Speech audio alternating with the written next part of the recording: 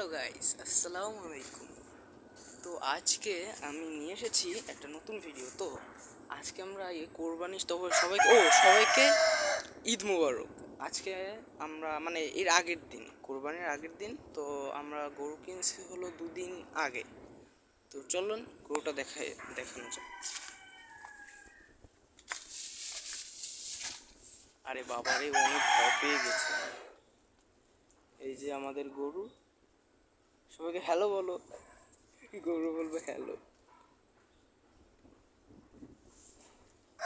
অনেক রাগী তো, তাই একটু অনেক রাগী গরু। সবাই বলেন তো, কমেন্ট করে বলেন এটা কত দাম হতে পারে। অনেক রাগী। আহ